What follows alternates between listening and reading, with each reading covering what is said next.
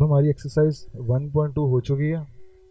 Exercise 1.3 को start करने से पहले हमारे कुछ बेसिक से टॉपिक्स हैं जो कि आपकी एक्सरसाइज 1.3 की फाउंडेशन बनाएगी, ठीक है। जो नेक्स्ट टॉपिक हमारा है addition and subtraction of matrices. Means आपने दो मैट्रिसेस को ऐड करना है और दो मैट्रिसेस को आपने सब्ट्रैक्ट करना है। ठीक, जिस तरह आप नंबर्स को ऐड करते हो ना, एडिशन ऑफ मैट्रिसेस इतना ज़्यादा ईजी है, ठीक है। लेकिन उससे पहले एक इंपॉर्टेंट कॉन्सेप्ट है इसके रिलेटेड, वो आपका समझना ज़रूरी है, ठीक है। वो कॉन्सेप्ट ये है कि दो मैट्रिसेस की एडिशन उसी वक्त हो सकती है जब उनका ऑर्डर सेम हो, ठीक है। अगर दो मैट्रिसेस आप ऐड कर रहे हो या दो मैट्रिसेस आप सब्ट्रैक्ट कर रहे हो तो उनकी एडिशन और सब्ट्रैक्शन उस वक्त पॉसिबल होगी जब उन दोनों का ऑर्डर सेम होगा, ठीक है। Addition and subtraction of matrices are only possible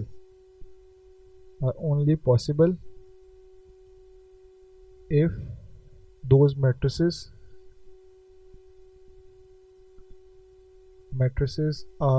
have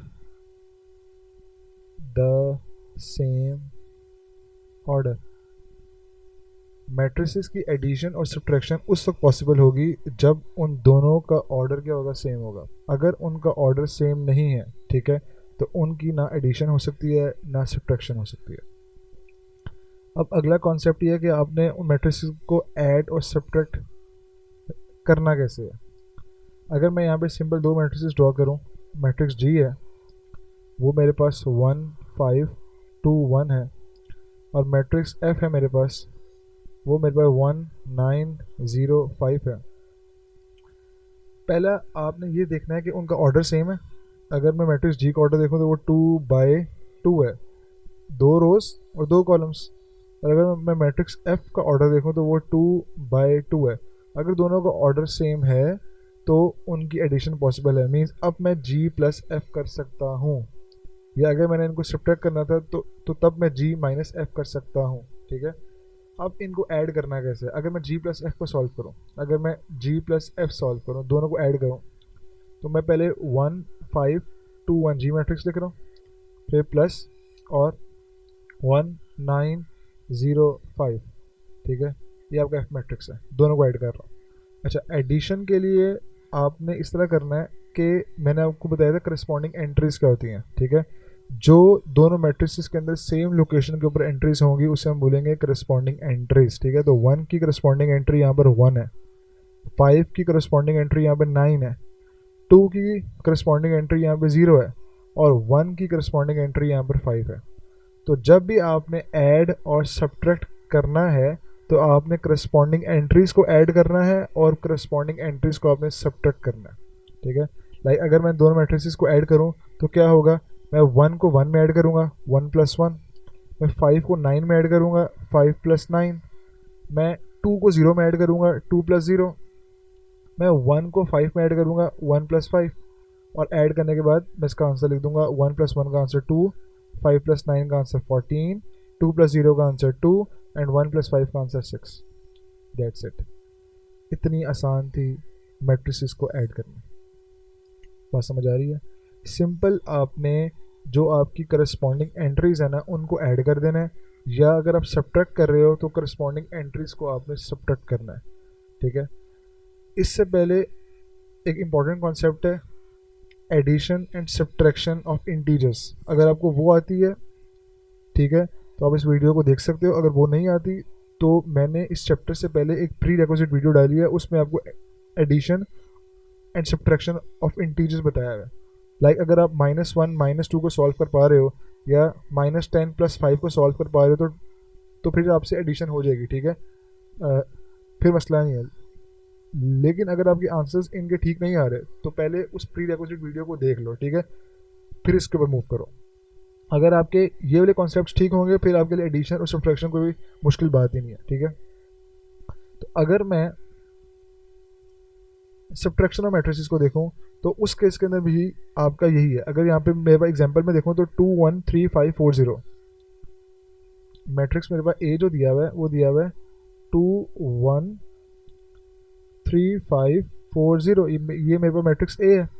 अगर मैट्रिक्स बी देखूँ तो 0 -1 2 4 2 3, मैट्रिक्स बी है 0 -1 2 4 2 3, ये मेरे पास मैट्रिक्स बी है। मैंने क्या करना है, मैंने करना है subtraction of the matrix A minus B करनी है। तो जब भी आपने सब्ट्रैक्ट करना है पहले आपने देखना है कि क्या इनका ऑर्डर सेम है। अगर मैं इसका देखूँ तो इसका ऑर्डर 2/3 है, ठीक है। और अगर मैं मैट्रिक्स बी का ऑर्डर देखूँ तो 2/3 है। ऑर्डर कैसे फाइंड करना है मैंने अपनी पहली वीडियो में आपको बताया हुआ है, ठीक है। इस चैप्टर एक्सरसाइज 1.1 के अंदर मैंने आपको ऑर्डर लेना बताया हुआ है, ठीक है। तो इनका ऑर्डर दोनों का सेम आ रहा है। अब आप इनको सब्ट्रैक्ट कर सकते हो, और करना किस तरह था, करस्पॉन्डिंग एंट्रीज को आपने सब्ट्रैक्ट करना है, ठीक है। अगर मैं a माइनस बी सॉल्व कर रहा हूँ तो 2 3 4 1 5 0 माइनस 0 2 2 -1 4 3। अच्छा, दो मैट्रिसेस को मैं कर रहा हूँ सब्ट्रैक्ट, तो आपने करस्पॉन्डिंग एंट्रीज को करना था सब्ट्रैक्ट। तो 2 की करस्पॉन्डिंग एंट्री 0 है तो 2 - 0, 3 की करस्पॉन्डिंग एंट्री यहाँ पे 2 है तो 3 - 2, 4 की करस्पॉन्डिंग एंट्री यहाँ पे 2 है मैट्रिक्स बी के अंदर तो 4 - 2, 1 की करस्पॉन्डिंग एंट्री यहाँ पे -1 है तो 1 माइनस एंड देन -1। ये जो माइनस है वो है सब्ट्रैक्ट का, और ये वाला माइनस है आपका जो मैट्रिक्स बी में एंट्री थी -1 उसके साथ जो माइनस आ रहा है। बात समझ आ रही है। अच्छा, 5 की करस्पॉन्डिंग एंट्री यहाँ पे 4 है तो 5 - 4, 0 की करस्पॉन्डिंग एंट्री यहाँ पे 3 है तो 0 - 3। अब 2 - 0, 2 - 0 का आंसर 2 आ रहा है, 3 - 2 का आंसर 1 आएगा, 4 - 2 का आंसर 2 आएगा, 1 -1। अब ये है 1 -1। ये जो माइनस है ना, ये अंदर वाले माइनस के साइन को चेंज करेगा, क्योंकि अगर ब्रैकेट से बाहर नेगेटिव साइन होता है ना तो वो इन्वर्ट साइन को ऑपोजिट कर देता है, चेंज कर देता है। तो अगर आपका इन्वर्ट साइन नेगेटिव है तो वो बोलेगा प्लस, तो 1 + 1 और आंसर 2 आएगा, ठीक है। अगर आपको ये चीज़ें नहीं आती तो प्लीज़ इससे पहले जो मैंने आपको प्री रिक्विजिट वीडियो दी हुई है उसको देखो और वहाँ से अपने इन कॉन्सेप्ट्स को क्लियर कर लो। अगर ये कॉन्सेप्ट्स क्लियर होंगे ना फिर एडिशन, सब्ट्रैक्शन और मल्टीप्लिकेशन और मैट्रिसेस कोई मुश्किल नहीं है, बिल्कुल ईजी है, ठीक है। तो इसका आंसर आपका 2 आ गया, 5 - 4 का आंसर आएगा 1 और 0 - 3 का आंसर आएगा -3, ठीक है। तो ये सिंपल आपकी थी सब्ट्रैक्शन ऑफ मैट्रिसेस, इतना आसान था। अगला कॉन्सेप्ट हमारे पास है, अच्छा अगर हम लोग पार्ट ए को देखें उसमें क्या कह रहे हैं, सॉल्व। अच्छा, इसमें आपको मैट्रिक्स ए दिया हुआ है और मैट्रिक्स बी दिया हुआ है, आपने ऐड करना है, ठीक है। मैट्रिक्स ए लिखा, बी लिखा, और देख रहे हो 1 को आपने 0 में ऐड किया हुआ है करस्पॉन्डिंग एंट्री को, 2 को आपने 3 में ऐड किया हुआ है, 2 + 3 कर रहे हो, 7 को आप ऐड कर रहे हो 4 के अंदर, तो सारी करस्पॉन्डिंग एंट्रीज को आपने ऐड करना है। बात समझ आ रही कि नहीं आ रही, इतना आसान था। अच्छा, मैट्रिक्स अगर हम लोग एग्जाम्पल में बी को देखें तो ए उन्होंने ये दिया हुआ है, बी ये दिया हुआ है, ठीक है। अब सबसे पहले आपने इसका ऑर्डर देखना है। ऑर्डर का मैं क्यों बोल रहा हूँ आपको, ऑर्डर क्यों इंपॉर्टेंट है। Let's suppose why order is important, why order is important. अगर मैं मैट्रिक्स ले रहा हूँ 2 1 5 0, इसका ऑर्डर क्या है, इसका ऑर्डर 2/2 है, इसको मैंने ऐड करना है। ये मैट्रिक्स ए है। एक और मैट्रिक्स है बी, वो है 1 और 9, इसका ऑर्डर क्या है, इसका ऑर्डर है 2/1। अब मैं दोनों को ऐड कर रहा हूँ, मैं कर रहा हूँ ए + बी कर रहा हूँ, क्या ये ऐड हो पाएंगे। अच्छा देखते हैं, 2 1 5 0 ऐड किया मैंने 1 9 के अंदर। अच्छा, 2 की करस्पॉन्डिंग एंट्री तो 1 आ गई, ठीक है, तो मैंने 2 + 1 कर दिया। अब मुझे बताओ 1 की करस्पॉन्डिंग एंट्री यहाँ पे क्या है, कोई यहाँ पे सेकंड कॉलम है, ठीक है, तो 1 तो किसी के साथ ऐड ही नहीं होगा। बात समझ आ रही है। इस वजह से आपके अगर मैट्रिसेस का ऑर्डर सेम नहीं होगा ना तो उनकी एडिशन और सब्ट्रैक्शन पॉसिबल ही नहीं है, ठीक है, क्योंकि हम लोगों ने 1 को भी किसी के अंदर ऐड करना है। तो यहाँ पे यहाँ पे अगर इसमें 2 कॉलम्स थे तो यहाँ पे भी अगर एक और कॉलम होता तो 1 उस कॉलम की पहली एंट्री में ऐड हो जाता। बात समझ आ रही कि नहीं आ रही, क्योंकि इसमें सिर्फ एक ही कॉलम है, इस दोनों का ऑर्डर सेम नहीं है, इस वजह से इनकी एडिशन पॉसिबल नहीं है, they are not comfortable for additions. क्या बात समझ आ रही है।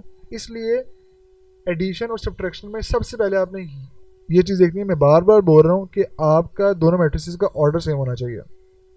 अच्छा, अगला कॉन्सेप्ट हमारे पास है multiplication of a matrix by real number. Real number का आपको आइडिया है, it can be fraction, it can be decimal number, it can be integers, okay. Fraction means it can be rational numbers, it can be irrational numbers, okay. बात समझ आ रही है? तो अगर आपने किसी रियल नंबर के साथ, लेट्स सपोज आपका रियल नंबर के है और आप उसको मैट्रिक्स के को, सॉरी स्मॉल के को आप मैट्रिक्स ए से क्या कर रहे हो, मल्टीप्लाई कर रहे हो। और अगर मैं कहूँ कि मेरे पास जो मैट्रिक्स ए है ना वो मेरे पास है 1 5 2 0, ठीक है, और आप के को आप करो के टाइम्स ए, तो क्या होगा के 1 5 2 0। अच्छा, के can be any real number, मैंने यहाँ पे के लिखा हुआ है, ठीक है, वेरिएबल के लिए, लेकिन के कुछ भी हो सकता है, ठीक है। तो मैंने क्या करना है, मैंने के को मैट्रिक्स ए की हर एंट्री से मल्टीप्लाई करना है। अच्छा, मैं भी मैट्रिसेस की मल्टीप्लिकेशन नहीं कर रहा, I am not multiplying to matrices, मैं सिंपल एक रियल नंबर को मैट्रिक्स से मल्टीप्लाई कर रहा हूँ, ठीक है। मल्टीप्लिकेशन ऑफ मैट्रिक्स डिफरेंट है और ये एक रियल नंबर को मैं मैट्रिक्स से मल्टीप्लाई कर रहा हूँ, ठीक है। तो मैंने के को 1 से भी किया मल्टीप्लाई, मैंने के को 5 से भी किया मल्टीप्लाई, मैंने के को 2 से भी किया मल्टीप्लाई और मैंने के को 0 से भी किया मल्टीप्लाई। तो जो भी रियल नंबर होगा वो मैट्रिक्स की हर एंट्री से क्या होगा, मल्टीप्लाई होगा। क्या बात समझ आ रही है? अगर मैं एग्जांपल लेता हूँ, मैं सॉल्व कर रहा हूँ, ए मैंने अपने आप को दिया हुआ है 1 5 7 -6 और के मेरे पास है 5, ठीक है। मीन्स मैं सॉल्व कर रहा हूँ 5a, मैंने 5a सॉल्व करना है, मैंने 5a का आंसर निकालना है। तो 5a क्या मेरे पास, a मेरे पास है 1 7 5 और -6। अब मैंने 5 को हर एंट्री से क्या करना है, मल्टीप्लाई करना है।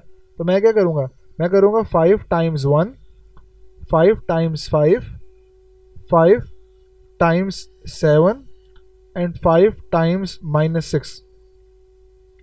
अब 5 टाइम्स 1 का आंसर क्या आ रहा है, 5 टाइम्स 1 का आंसर 5 आ रहा है, 5 टाइम्स 5 का आंसर 25 आ रहा है, 5 टाइम्स 7 का आंसर 35 आ रहा है एंड 5 टाइम -6 का आंसर -30 आ रहा है। अब जिनको नहीं पता कि इसका आंसर -30 कैसे आया है, वो प्लीज़ इस चैप्टर से पहले इसकी प्री रिक्विजिट वीडियो है वो देख लें, ठीक है, ताकि उनके ये बेसिक कॉन्सेप्ट क्लियर हो जाए। अगर ये कॉन्सेप्ट क्लियर है तो फिर एडिशन, सब्ट्रैक्शन, मल्टीप्लिकेशन में कोई प्रॉब्लम नहीं होगा। तो ये आपकी सिंपल थी multiplication of a matrix bye a real number. उस रियल नंबर को आपने हर एंट्री से करना है मल्टीप्लाई, ठीक है। हम एक और एग्जांपल देखते हैं। मेरे पास है 1/4, सॉरी 1/4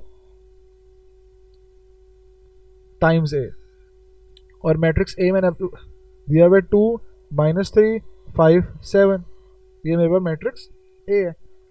मैंने क्या करना है 1/4 और मेरा ए क्या था, ए था मेरे पास 2 -3 5 7। अब 1/4 एक रियल नंबर है तो मैंने 1/4 को 2 से करना मल्टीप्लाई, तो 1/4 टाइम्स 2, 1/4 टाइम्स -3, 1/4 टाइम्स 5, 1/4 टाइम्स 7, ये मैट्रिक्स बन गया आपका। अब ये जो आपका 2 है ना, ये आपका न्यूमरेटर से होगा मल्टीप्लाई, तो क्या बनेगा 2/4, यहाँ बना -3/4, यहाँ पर बना 5/4, यहाँ पर बना 7/4, ठीक है। तो ये आपका बन गया, आपने रियल नंबर को मैट्रिक्स से कर दिया है मल्टीप्लाई। अगर हम लोग यहाँ पे देखें तो ये हुई है आपको, ये आपकी सिंपल मल्टीप्लिकेशन, ठीक है। के यहाँ पे आपको -2 दिया, तो -2 देखो 1 से मल्टीप्लाई हो रहा है, -1 से, फिर 4 से, फिर -2 से हो रहा है मल्टीप्लाई, फिर -1 से, 0 से, ठीक है। तो इस तरह आपने हर एंट्री को उस रियल नंबर से कर देना मल्टीप्लाई। मैं आपको फिर बोल रहा हूँ कि ये आपकी मल्टीप्लिकेशन ऑफ मैट्रिक्स नहीं है, ये सिंपल एक रियल नंबर को मैं मैट्रिक्स से मल्टीप्लाई कर रहा हूँ, मैं 2 मैट्रिक्स को मल्टीप्लाई नहीं कर रहा, ठीक है, वो डिफरेंट चीज़ है। अच्छा, अगला हमारा एक लॉ है commutative law under addition. Commutative law का आपको आइडिया है कि अगर एक 2 रियल नंबर्स हैं, लाइक मैं कहता हूँ ए और बी 2 रियल नंबर्स हैं, 2 क्या हैं, रियल नंबर्स हैं, तो a + b इक्वल होगा b + a के, ये आपका सिंपल कॉम्यूटेटिव लॉ है। बात समझ आ रही है? लाइक अगर मैं कहूँ कि 7 और 5 2 रियल नंबर है, तो 7 + 5 और 5 + 7 आप इसमें इक्वल होंगे, ये आपका कॉम्यूटेटिव लॉ है। तो मैट्रिक्स के अंदर भी कॉम्यूटेटिव लॉ सेम है। लाइक अगर मेरे पास एक मैट्रिक्स a है और एक b है, तो अगर मैं a + b ऐड करूँगा, ठीक है, यहाँ पे मैं ए को फर्स्ट मैट्रिक्स ले रहा हूँ और बी को सेकंड ले रहा हूँ, ठीक है। और अगर अब मैं यहाँ पे बी को फर्स्ट लूँगा और ए को सेकंड लूँगा, तो इन दोनों का आंसर क्या होगा, इन दोनों का आंसर इक्वल होगा, जो भी आंसर आएगा वापस में इक्वल मैट्रिक्स होंगे। तो ये मेरा है commutative law of matrices under addition. ये एडिशन का कॉम्यूटेटिव लॉ है, क्योंकि ऑपरेशन जो मैं यहाँ पर परफॉर्म कर रहा हूँ वो एडिशन है। अगर मैं बात करूँ मल्टीप्लिकेशन के कॉम्यूटेटिव लॉ की, तो वो क्या है, A B is equal to B है, ठीक है, ये बात समझ आ रही है। बट अभी मैं इसकी बात नहीं कर रहा, इसको मैं आगे जाके एक्सप्लेन करूँगा, ठीक है। अच्छा,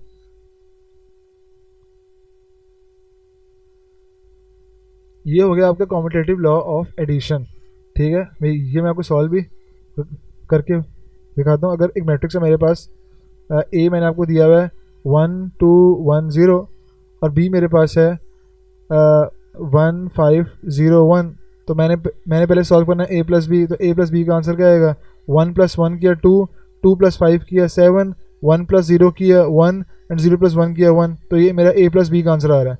अगर मैं बी प्लस ए सॉल्व करूँ तो उसका आंसर क्या आएगा, बी को पहले तो 1 + 1 2, अब बी को 5 + 2 7, 0 + 1 1 एंड 1 + 0 1, तो क्या दोनों मैट्रिक्स सेम आ रहे हैं, इसलिए मैं कह रहा हूँ ए प्लस बी इक्वल है बी प्लस ए के। क्या ये बात समझ आ रही है?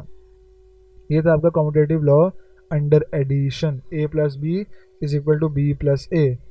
अगला आता है associative law under addition. Associative law, अगर मैं आपको रियल नंबर्स की बात करूँ तो अगर ए बी और सी तीन मेरे रियल नंबर्स हैं ना, तो ए प्लस बी प्लस सी, और ब्रैकेट इसलिए डाल रहा हूँ कि मैंने पहले बी प्लस सी सॉल्व करना है, बी प्लस सी को सॉल्व किया, बाद में ए ऐड किया, वो इक्वल होगा। अगर मैं अब ए प्लस बी को पहले सॉल्व कर लूँ और बाद में सी ऐड कर लूँ, ठीक है, तो ये मेरा एसोसिएटिव लॉ है। ये मेरा क्या है, एसोसिएटिव लॉ अंडर एडिशन, क्योंकि जो ऑपरेशन परफॉर्म हो रहा है वो एडिशन का हो रहा है, परफॉर्म हो रहा है, ठीक है। इसे हम बोलते हैं एसोसिएटिव लॉ अंडर एडिशन। क्या बोलते हैं? एसोसिएटिव लॉ अंडर एडिशन, ठीक है। अच्छा, ये आपको दिया हुआ है यहाँ पर एसोसिएटिव लॉ अंडर एडिशन, ठीक है। आपको यहाँ पे उन्होंने ए बी सी, तो ए प्लस बी प्लस सी, पहले आप ए प्लस बी को सॉल्व कर रहे हो, बाद में सी ऐड कर रहे हो। अब यहाँ पे आप पहले बी प्लस सी को आपने सॉल्व किया यहाँ पर और बाद में आपने ए ऐड किया, तो इसे हम बोलते हैं एसोसिएटिव लॉ, ठीक है। ये आपको ए बी सी दिया हुआ है, इस केस के अंदर पहले ए प्लस बी ऐड हुआ, देख रहे हो ये ब्रैकेट डाला हुआ है, तो जो ब्रैकेट होता है पहले सॉल्व होता है, तो यहाँ पे ऐड हुआ, ऐड करना आपको आता है। बाद में जो मैट्रिक्स बना ये वाला, उसके अंदर आपने सी को ऐड कर दिया, ये मैट्रिक्स इसका आंसर आ रहा है, और बाद में आपने सी को ऐड किया, तो ये आपका ये आंसर आ गया, ठीक है। और इस केस के अंदर पहले आप बी प्लस सी ऐड कर रहे हो, ये ब्रैकेट डाला हुआ है, बी प्लस सी को आपने ऐड किया, ऐड करना आपको आता है कि आपने करस्पॉन्डिंग एंट्रीज ऐड करनी है, 3 + 1 किया, -2 + 2 किया, -2 + 2 कर रहे हो, 5 + 3 कर रहे हो। ऐड करने के बाद आपने बाद में ए को ऐड किया, ए ये बाद में जो भी आंसर आया ये आंसर इसका था, इसके बाद आपने ए ऐड किया और ये आपका आंसर आ गया। तो देखो ये वाला आंसर और आपका ये वाला आंसर का इक्वल है, इक्वल है। 638 638, 210 6 210 6, 7 5 - 1 7 5 - 1, तो ये आपका क्या है, एसोसिएटिव लॉ है। ये आपको दिया हुआ है associative law, A plus B plus C और A plus B plus C. अब हमारा नेक्स्ट टॉपिक है additive identity of a matrix. What is the additive identity of the matrix? अगर मैं बात करूँ रियल नंबर्स की, तो रियल नंबर्स में एडिटिव आइडेंटिटी होती क्या है? अगर एक मेरा real number A belongs to real number, तो एडिटिव आइडेंटिटी ये होती है कि मैंने इस रियल नंबर के अंदर एक ऐसा नंबर ऐड करना है ताकि मेरा आंसर यही रियल नंबर है। लाइक ए में मैं ऐसा क्या नंबर ऐड करूँगा कि मेरा आंसर ए ही है, तो वो 0 है, ठीक है। 0 को मैं ए में ऐड करूँगा या किसी भी नंबर में ऐड करूँ तो मेरा आंसर ए आएगा, तो 0 आपका क्या होगा, एडिटिव आइडेंटिटी एलिमेंट। क्या होगा? Additive identity element. क्या बात समझ आ रही है? तो मैट्रिसेस के केस के अंदर एडिटिव आइडेंटिटी होती क्या है, ठीक है। तो कौन सा ऐसा मैट्रिक्स है जिसकी सारी एंट्रीज क्या होती हैं, 0, उसे बोलते हैं नल मैट्रिक्स। तो अगर मैं किसी मैट्रिक्स के अंदर आपका नल मैट्रिक्स ऐड करूं, O stands for null matrix, O stands for null matrix, null matrix है। तो अगर मैं किसी मैट्रिक्स के अंदर नल मैट्रिक्स ऐड करूं तो मेरा वही मैट्रिक्स आएगा। बात समझ आ रही है? तो एडिटिव आइडेंटिटी यहाँ पे क्या हुई, आपका नल मैट्रिक्स। ये आपकी एडिटिव आइडेंटिटी की प्रॉपर्टी है कि मैं एक मैट्रिक्स के अंदर, वो कोई सा भी मैट्रिक्स हो सकता है, ठीक है, सी है, सी के अंदर मैं अगर नल मैट्रिक्स ऐड करूँ तो मेरा आंसर सी आएगा। बात समझ आ रही है? अगर मैं इसकी एग्जाम्पल लूँ, मैट्रिक्स एफ है 1 2 3 0, ये आपका मैट्रिक्स एफ है। अब इसके अंदर मैं अगर नल मैट्रिक्स ऐड कर दूं of the same order, addition और सब्ट्रैक्शन हमेशा सेम ऑर्डर के साथ होगी, ठीक है, 0 0 0 0।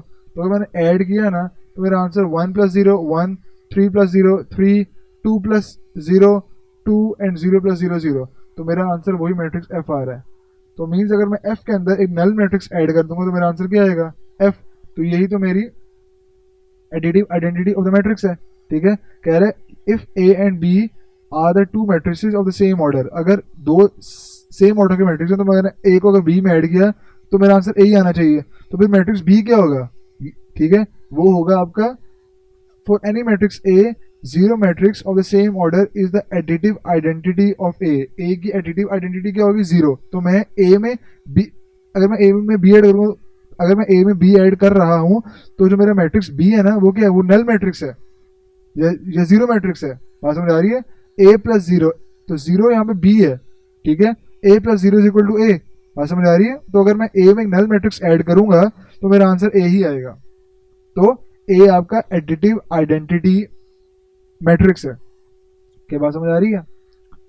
अगला और बहुत इंपॉर्टेंट शॉर्ट क्वेश्चन है हमारा, वो है additive inverse of a matrix. किसी भी मैट्रिक्स का एडिटिव इनवर्स क्या होता है। अगर मैं बात करूँ ना रियल नंबर्स की, अगर मैं बात करूँ रियल नंबर्स की, लेट्स सपोज अगर ए एक रियल नंबर है, ठीक है, A is the element of real number और ए मेरे पास, तो ए का एडिटिव इनवर्स क्या होगा। एडिटिव इनवर्स वो होता है कि अगर आप ए में कुछ ऐसा नंबर ऐड करो कि आपका आंसर जीरो आ जाए। तो ए में अगर मैं नेगेटिव ऑफ ए ऐड कर दूं तो मेरा आंसर जीरो आएगा। एडिटिव इनवर्स क्या बोलता है कि आपने किसी नंबर में ऐसा नंबर ऐड करना है कि आपका आंसर जीरो आए। ठीक है, एडिटिव आइडेंटिटी में ये था कि ए में आपने वो नंबर ऐड करना है कि आपका आंसर ए ही रहे, वो एडिटिव आइडेंटिटी थी। ठीक है, तो जीरो ऐड करोगे तो आपका आंसर ए रहेगा। एडिटिव इनवर्स में ये है कि आपने ए में ऐसा नंबर ऐड करना है ताकि आपका आंसर जीरो आए। तो अगर 7 नंबर है तो अगर मैं 7 में -7 ऐड कर दूंगा तो मेरा आंसर जीरो आ जाएगा। 5 नंबर है तो 5 में अगर मैं -5 ऐड कर दूंगा तो मेरा आंसर जीरो आ जाएगा। मीन्स कि अगर एक नंबर है उसका नेगेटिव नंबर ऐड करना है, 7 नंबर है तो उसका नेगेटिव, ठीक है, नंबर -7। अगर नंबर ए है तो उसका नेगेटिव -a में ऐड करूंगा। तो मैट्रिक्स के केस के अंदर भी जो आपका एडिटिव इनवर्स है ना, लाइक अगर एक मैट्रिक्स है एफ, ठीक है, एफ मैट्रिक्स है 1 5 2 0, तो अगर मैं एफ के अंदर एक नेगेटिव मैट्रिक्स ऐड कर दूंगा, means negative of F add कर दूंगा, तो मेरा आंसर क्या आएगा, नल मैट्रिक्स आएगा।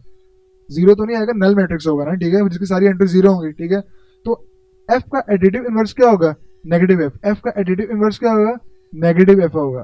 ठीक है, तो मैंने एडिटिव, अच्छा आपको नेगेटिव मैट्रिक्स लेना आता है तो एफ का एडिटिव इनवर्स क्या, नेगेटिव एफ है।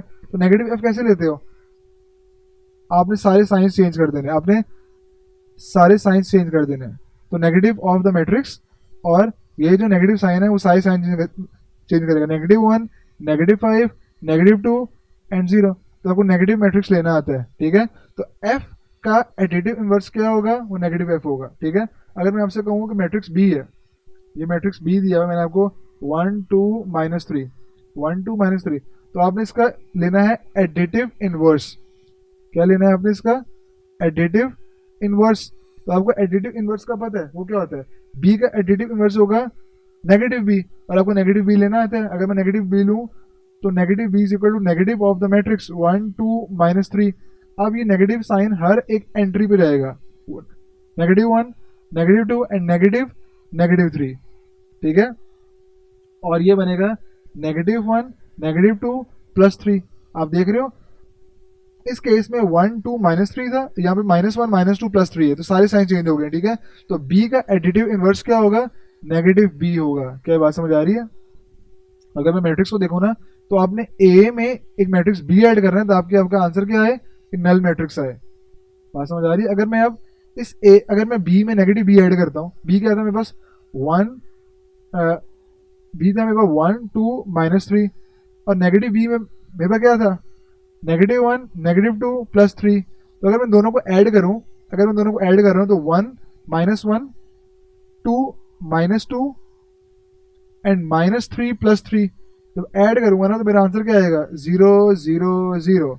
तो यही तो आपका एडिटिव इनवर्स की प्रॉपर्टी है कि आपने किसी मैट्रिक्स में ऐसा मैट्रिक्स ऐड करना है कि आपका जो आंसर आए ना वो क्या हो, नल मैट्रिक्स हो। तो आपका आंसर नल मैट्रिक्स आ रहा है और वो मैट्रिक्स का होगा नेगेटिव होगा उस मैट्रिक्स से। ए का एडिटिव इनवर्स क्या होगा, नेगेटिव ए। मीन्स के नेगेटिव ऑफ द ए इसका क्या होगा, एडिटिव इनवर्स होगा। क्या बात समझ आ रही है? ये सिंपल कॉन्सेप्ट था। अब हम मूव करते हैं अपनी एक्सरसाइज 1.3 की तरफ।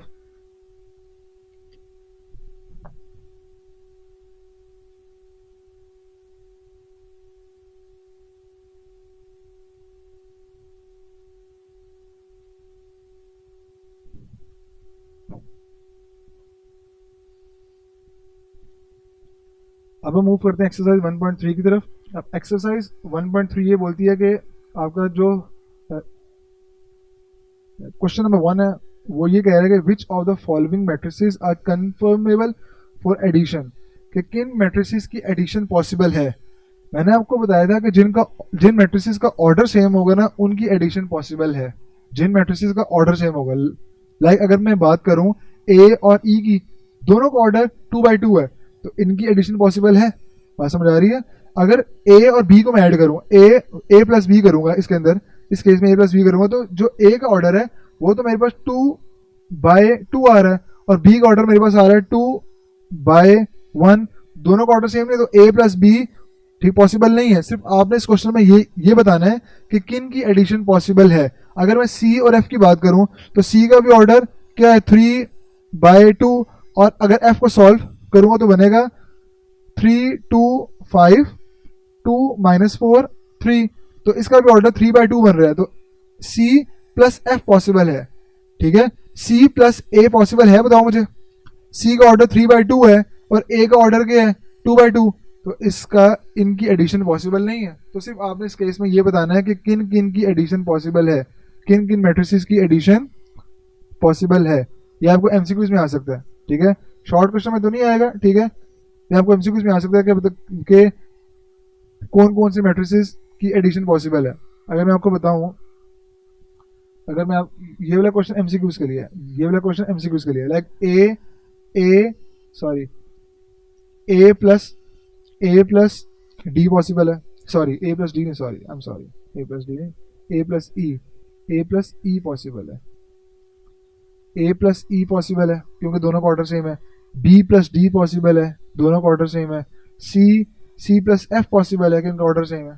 ठीक है ना, तो जिनका ऑर्डर सेम होगा वो उनकी एडिशन पॉसिबल है। अगर हम क्वेश्चन नंबर 2 पर मूव करें तो वो ये बोल रहा है कि find the additive inverse of the following matrices. आपने एडिटिव इनवर्स निकालने हैं। ठीक है, तो अगर मैं मैट्रिक्स ए को सॉल्व करूं, तो मैट्रिक्स ए मेरे पास क्या दिया हुआ था, 2 -2 4 1, 2 -2 4 1। तो ए का एडिटिव इनवर्स क्या होगा, आपने बोला है additive inverse of A is क्या है, नेगेटिव ऑफ ए। और नेगेटिव ऑफ ए आपको निकालना था। Negative of A is equal to negative of 2 -2 4 1, and then ये जो आपका नेगेटिव साइन है वो हर एक एंट्री पर आएगा। Negative of 2, negative of 4, negative and then negative 2। ठीक है, एंड देन नेगेटिव ऑफ 1। क्या बात समझ आ रही है? ये नेगेटिव साइन हर एक एंट्री के ऊपर आया है। अब जब इसको सॉल्व करूंगा तो -2 +2 -4 -1। अगर किसी बंदे से ये वाला पार्ट सॉल्व नहीं हुआ तो वो प्लीज़ इसकी प्री रेक्विजिट वीडियो देखे जो मैंने चैप्टर से पहले डाली हुई है। अगर आपकी एडिशन ऑफ इंटीजर्स या सब्ट्रैक्शन ऑफ इंटीजर्स या मल्टीप्लिकेशन ऑफ इंटीजर्स क्लियर है तो फिर ही आप मैट्रिसेस को ऐड और मल्टीप्लाई कर सकते हैं। ठीक है, तो ए का एडिटिव इनवर्स क्या निकला, नेगेटिव ऑफ ए। ये ए का एडिटिव इनवर्स है।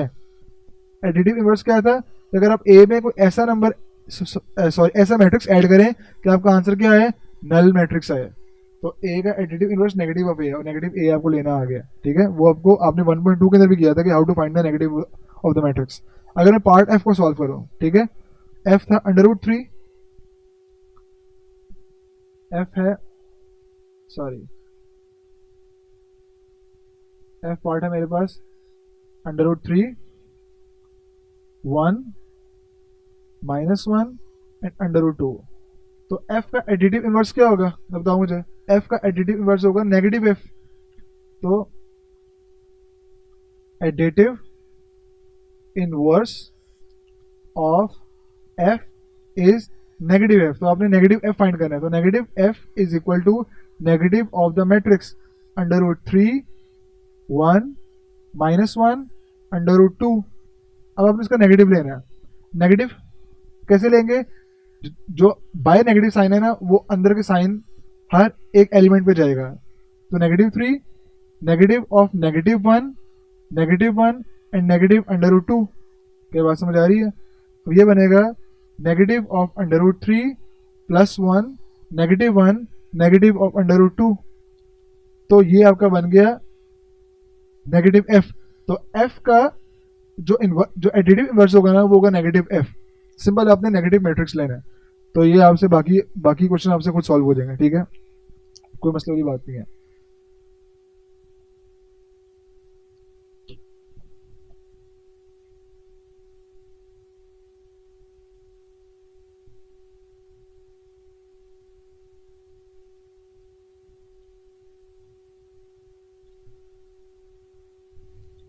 अगर मैं मूव करूँ क्वेश्चन नंबर 3 की तरफ, तो उसमें आपको सिंपल ऐड करना है या आपको रियल नंबर्स को मैट्रिक्स से मल्टीप्लाई करना है। अगर मैं मैं पार्ट 2 को देखूं, तो पार्ट 2 में बोल रहा है कि मैट्रिक्स बी ऐड हो रहा है इस मैट्रिक्स के अंदर। पार्ट 2 क्या बोल रहा है? क्वेश्चन 3 पार्ट 2 वो क्या कह रहा है? वो कह रहा है बी एडिंग इनटू -2 and 3। अब बी मैट्रिक्स बी है, वो एक मैट्रिक्स में ऐड हो रहा है, और मैट्रिक्स बी की वैल्यू उन्होंने आपको ऊपर दी हुई है, पेपर में भी आपको इस तरह आएगा, ठीक है। मैट्रिक्स बी की वैल्यू दी हुई है, वो क्या है? 1 -1। तो मैट्रिक्स बी की वैल्यू क्या है? 1 -1। ये किस में ऐड हो रहा है? -2 3 में। क्या बात समझ आ रही है? आपने सिंपल ऐड करना है। ऐड कैसे करना था? करस्पॉन्डिंग एंट्रीज को आपने करस्पॉन्डिंग एंट्री में ऐड करना है, ठीक है। तो 1 की करस्पॉन्डिंग एंट्री -2 है, ऐड कर दिया। -1 की करस्पॉन्डिंग एंट्री 3 है, ऐड किया। जब ऐड करोगे तो आंसर आएगा -1 एंड +2। ये आपके ऐड करके सॉल्व होकर आंसर आ गया। बहुत इजी सा कॉन्सेप्ट था। और अगर आपसे ये इंटीजर्स की एडिशन पॉसिबल नहीं हो रही, लाइक अगर आपको नहीं पता कि 1 + -2 का आंसर -1 कैसे आया है, तो इसकी प्री रिक्विजिट वीडियो है, वो प्लीज देखो। अगर मैं सॉल्व करूं थर्ड पार्ट को, तो कह रहा था C प्लस मैट्रिक्स है, C प्लस -2 1 and 3। अब मैट्रिक्स C ऐड हो रहा है एक मैट्रिक्स के अंदर। अब मैट्रिक्स C की वैल्यू उन्होंने आपको ऊपर दी हुई है, वो क्या है? 1 -1 2 1 -1 2 ऐड -2 1 3। अच्छा, ऐड किस तरह करना है? आपने करस्पॉन्डिंग एंट्रीज को ऐड करना है। तो 1 की करस्पॉन्डिंग एंट्री -2 है, तो 1 प्लस -2 -1 प्लस 1 2 प्लस 3। बात समझ आई कि नहीं आई? अब आप इसको सॉल्व करना है। 1 प्लस -2 का आंसर आएगा -1, -1 प्लस 1 का आंसर आएगा 0, 2 प्लस 3 का आंसर आएगा 5। तो ये आपका सॉल्व हो गया क्वेश्चन। कितना इजी था, कुछ भी नहीं करना, ठीक है, सिर्फ आपने यहाँ पे मैट्रिसेस को ऐड करना। अच्छा, अब हम मूव करते हैं मल्टीप्लिकेशन के ऊपर। यहाँ पे एक रियल नंबर जो 2 है, वो मैट्रिक्स ए से क्या हो रहा है? मल्टीप्लाई हो रहा है, ठीक है। अगर मैं सॉल्व करूँ, कौन सा पार्ट है? 5 पार्ट है, 5th पार्ट है। अगर मैं 5th पार्ट को सॉल्व करूँ, तो वो ये कह रहा है कि 2 टाइम्स ए है, 2 टाइम्स ए। अब ए क्या मैट्रिक्स है, तो अगर मैं 2 और मैट्रिक्स ए की वैल्यू दी हुई है उन्होंने आपको, वो क्या है? ए की वैल्यू ये दी हुई है -1 2 2 and 1। ये आपको ए दिया हुआ है। मैंने आपसे कहा था जब भी आपने रियल नंबर को मैट्रिक्स में मल्टीप्लाई करना है ना, तो आपने उस रियल नंबर को हर एक एंट्री से मल्टीप्लाई करना है। यहाँ मैं मैट्रिक्स मल्टीप्लिकेशन और मैट्रिक्स की बात नहीं कर रहा है, मैं मल्टीप्लिकेशन ऑफ रियल नंबर्स की बात कर रहा हूँ, ठीक है। तो रियल नंबर हर एक एंट्री से क्या होगा? मल्टीप्लाई। तो 2 multiply by -1, 2 multiply by 2, 2 multiply by 2, 2 multiply by 1। तो इसका आंसर क्या आएगा? 2 टाइम्स -1 का आंसर होता है -2, 2 टाइम्स 2 का आंसर होता है 4, 2 टाइम्स 2 का आंसर होगा 4, और 2 टाइम्स 1 का आंसर होगा 2। तो ये आपके सिंपल सॉल्व हो गए। हर एक एंट्री के साथ आपने 2 को मल्टीप्लाई करना है। अगर मैं पार्ट 7 सॉल्व करूं, तो यहाँ पे -2 टाइम्स C। पार्ट 7 क्या बोल रहा है? पार्ट 7 कह रहा है -2 टाइम्स C। अब आप -2 को C से मल्टीप्लाई कर रहे हो, तो -2 और C कौन सा मैट्रिक्स था? C मैट्रिक्स है आपके पास 1 -1 2, 1 -1 2, ये आपके पास सी मैट्रिक्स है। तो आपने -2 को हर एक एंट्री से करना है मल्टीप्लाई। तो -2 टाइम्स 1, -2 टाइम्स -1, -2 टाइम्स 2, ठीक है, सिंपल। तो -2 टाइम्स 1 का आंसर आएगा -2 +2 -4, ये आपका सिंपल मैट्रिक्स बन गया। इस तरह आपने सॉल्व करना है। तो बाकी सारे क्वेश्चन इसी तरह ही हैं।